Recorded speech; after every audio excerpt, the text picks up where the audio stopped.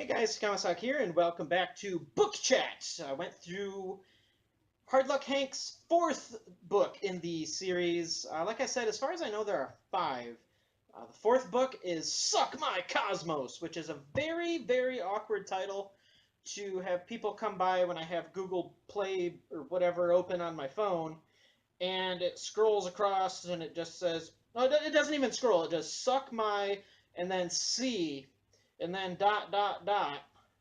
I didn't notice that until I saw somebody looking at my phone, and then they looked at me, and I looked at the phone. I'm like, oh shit. So yeah, that's quite awkward to have to explain to people. But anyway, the series it kind of went back to its roots with this one. It got rid of all that boring crap from the last book. Garm is back, and most of my favorite characters are back. The people are dying off though, because this is a few more decades after the last book. There seems to be gigantic time jumps, which gloss over a couple things that I may or may not want to have seen. So, Belleville in Book Four's version, there are. It's coming to think about it, it's a lot like the first book. The first book, you had gang bosses that had this gang boss is in control of this part of the economy, and this person is in charge of this part, and this person specializes in this. And it's kind of the same way, except for it's more, I don't know if you want to say like politically correct or just, I don't know, it's more set up like a proper government, proper corrupt government. You have your food sector, you have your make sector, which is the guy who, or the sector who produces all of this stuff. You have your tech sector, I believe. You have your education sector, and there were a couple more, but you have a governor that leads all this, and he's a level 8 mutant, which it tells you way late in the book, and his ability is he can stop time briefly. So to everybody else, he's kind of aging quickly because he can do this. Time keeps going for him, even though he stops time.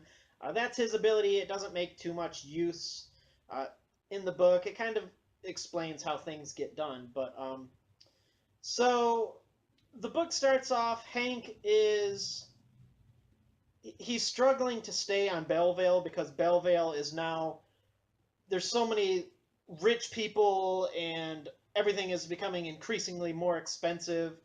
Hank lives in his Hank block in the Make District. He has a building there, and he's struggling to pay the taxes on that building. There's like an oxygen tax. There's an air tax. Anything, even bleeding on the sidewalk after you get shot. There's a fee you got to pay for that.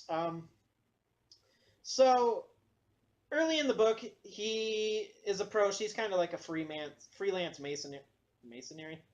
mercenary, kind of like he was in the other books. It's just he's back to him old self after he got fixed by Juvenile. So this lady approaches him, saying she wants to get a divorce from one of these city council leaders. The city council leaders are the heads of all the said districts before, and she wants Hank to keep an eye on this guy. So she wants the reason she gives him is because she wants to get a divorce and she wants to Hank to find something he's doing wrong, and then they can realistically get a divorce. Hank reluctantly does it because it is a city councilman. All these guys have like their own personal armies. They have nobles below them who also have small little armies. So yeah, not quite the safest job, but he's getting paid for it, so he takes it. He ends up waiting across the street from this place where this guy is eating. He is the city councilman of the education sector. And Hank's waiting there about a half an hour to an hour, and then boom! The whole place that the city councilman is in is just completely blown out on the first level. No way anybody survives except for, I mean, Hank was across the street and he got his bell rung from the explosion.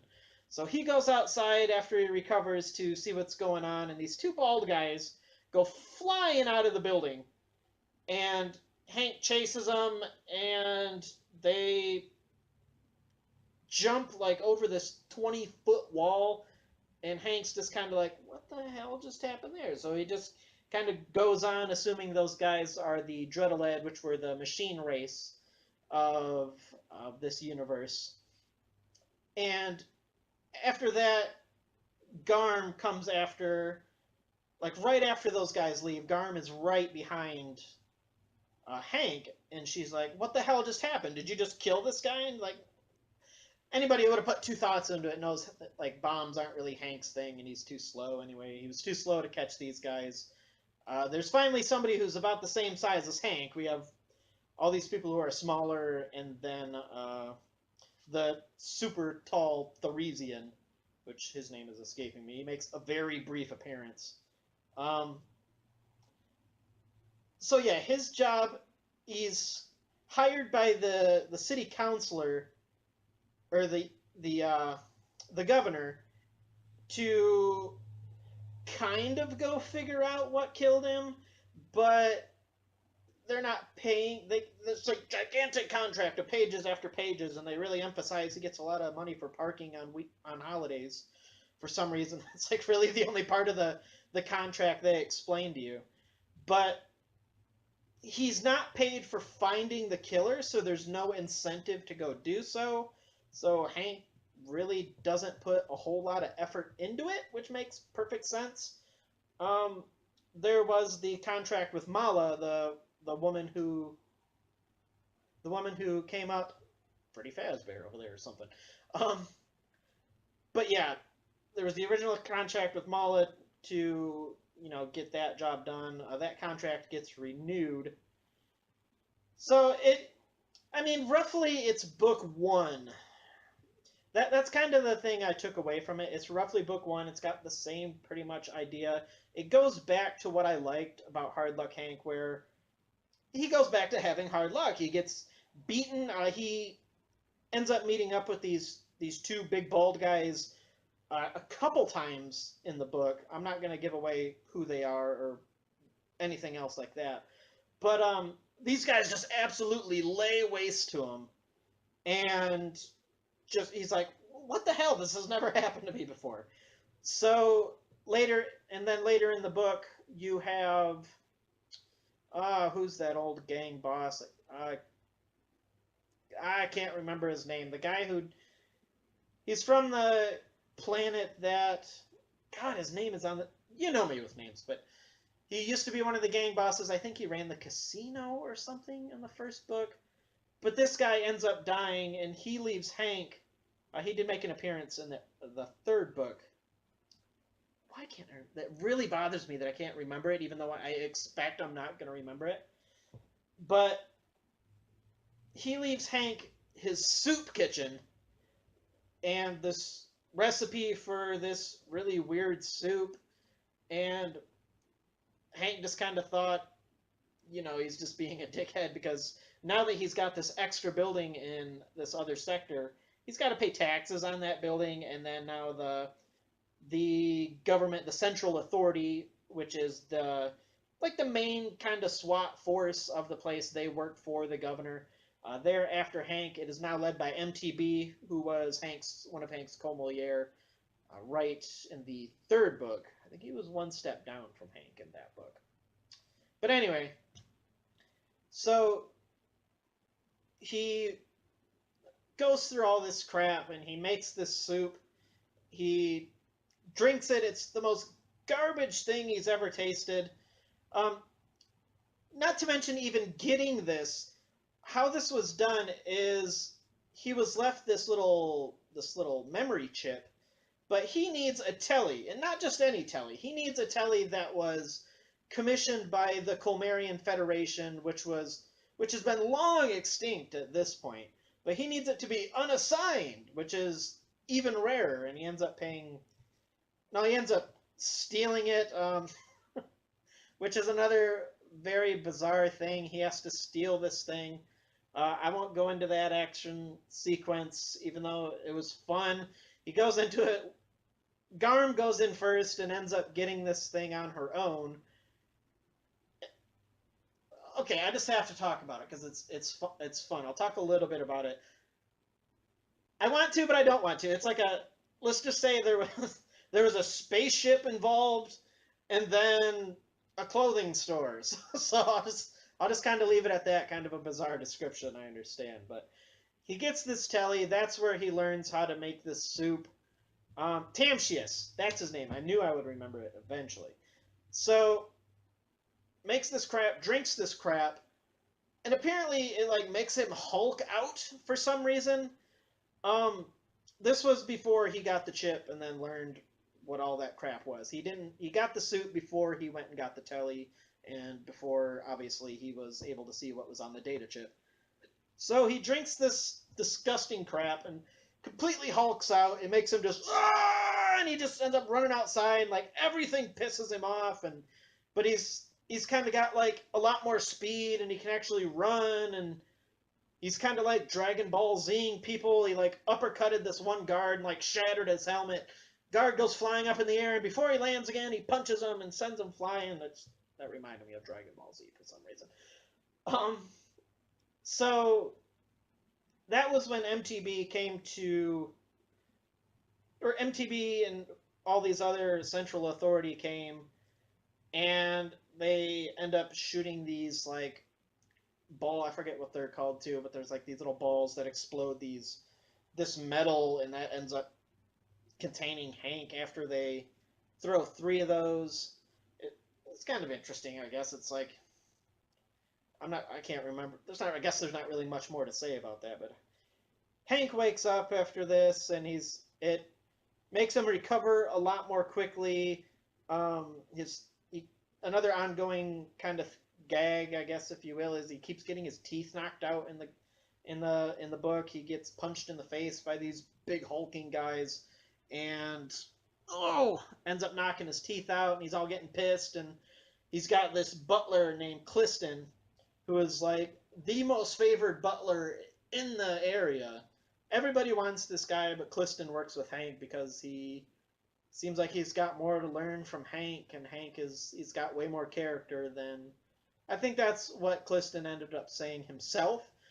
Yeah, he's got a lot of character, so he's kind of like Hank has no idea how much money he has because his butler handles all this stuff, and his butler's always buying this like super fancy rooms and this absurdly expensive carpet where they have to grow each thread on their own, and just, so yeah, that's kind of weird. I think there's more to Clifton. I'd have to assume there's more to him in the next book. They talk about him a lot, and even near the end of the book, Hank's just like, I want to know more about you, but they never really get around to that. So I'm assuming there's going to be more, hopefully more about Clifton in the next book. He is a Dreadaled and just wants to do everything by the book. He's like written a lot of rule books for like the Central Authority and like how to run a prison and all this other nonsense. So theoretically, he should be rich. I don't know if they pay Dreadaled or not, but oh boy. So he ends up getting this memory chip, and he learns quite a few things about himself. Mainly that, yeah, I guess I can say Hank is. Tamsius learns that Hank is actually not a mutant at all. I mean, I kind of thought this might be the case in the back of my head, but in the first or second book, it makes a mention that Hank's relatives fought in the Untankian War. If you remember, the Untankians were this super advanced race who had just amazing technology and were able to fight off the Colmarian Federation, just own galaxies, like three-fourths of the galaxy. Their entire navy tried to come to this planet, but they kept getting fought off by this one planet of these Untankians. I don't remember how it said. I know the Untankian homeworld got destroyed, but I don't remember exactly how. But yeah, anyway, I'm going to move on with the more of the plot. So Hank is approached by the leader of the food sector, and he doesn't want him to find the guy's killer either. He wants, he's kind of like, he's setting Hank to be up to be a fall guy later on in the book. So he works with him, and he's actually giving Hank money. He bails him out and pays his tax debt after Hank gets arrested for not paying his tax debt. And so, yeah, he kind of owes him, but he's kind of trying to work with Mala and trying to work with. It turns out that Mala is Garm's granddaughter, which is kind of bizarre. I kind of pictured them the same age, but I guess if Garm was in stasis for X amount of years, then yeah, so I guess it's possible. They kind of gloss over Garm's son. They don't really talk about him much. I'm hoping that's more in the second or the next book. But it's just like, yeah, he was a clerk, and then later, one of this food sector leaders guys, like colonels or something like. No, not him. The guy who died. Oh God, names. But yeah, anyway, the guy who died, his one of his leaders was like, no, he was not a clerk from somewhere. So they kind of left that wide open. I really hope they get to that because I'm really interested, like I said in previous reviews, that I'm interested in Garm's character. So, so this rich dude, this ultra rich dude, he's in the housing sector. There's this decommissioned dreadnought. If you remember in the first book, they were threatened with that. It is just this giant freaking almost world-sized spacecraft. And the story behind it's just called Shelter, and Shelter was I don't remember why they ended up wanting to decommission it, but they sent like just thousands of these cruisers and destroyers and battleships after this one dreadnought and managed to take out the one dreadnought.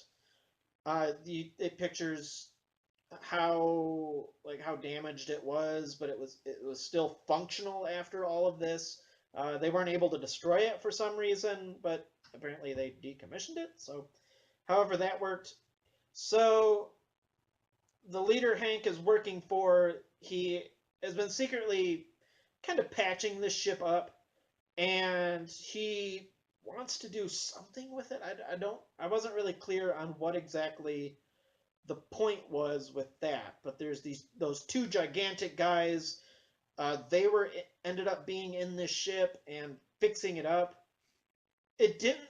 It it was a little confusing here because you have these two guys who were also. It turns out they're Untankians also because they have this drink and they go and just go nuts and kick the hell out of Hank. So those guys, it wasn't really clear what they were doing. Like they were just around blowing shit up. It seemed like they were the reason the first city councilman died, and then they meet in various points and just beat Hank senseless. Like I wasn't sure what they were doing at like this gala, and you see that it wasn't super clear what they were doing in that ship later, but there they are. You needed some kind of action, I suppose. Then again, I could have just glossed over it, and sorry if I shook the camera, but it could have been escaped my mind, but I had to listen through like the last couple of chapters again just to make sure I didn't miss anything, and it didn't seem like it. But yeah, there's those two characters you can learn about. I'm going to leave most of their story behind also. I only have a minute already. So the oh man, what to say in 1 minute? Quickly! So the guy Hank was working for, the city councilman, he ends up at the end of the book. He is like this king now. He's got this weird robe on, and he's got this crown. So assumably he's like the king. That was one of the later chapters because he brings all of Hank's friends in. This guy is like putting all the other city council members on trial and sentences them to death. They bring in Hank's squad, which is Delovo and Garm and Mala. Um, Gives Hank this job, and Hank obviously can't refuse because, well, there's all his friends right there, and he's kind of bribing or threatening to do something with them. So yeah, that's pretty much that in a nutshell. Again, a lot left out. I like that it's going back to its original roots. Hopefully, I mean, I'm still interested more in Garm's backstory, and yeah, I guess that's all I really care to say. I didn't really say a lot about Delovo last book, and this book he's more the same. He's getting older, but he's just really obnoxious. Liam Owen is the narrator. I don't give him enough credit.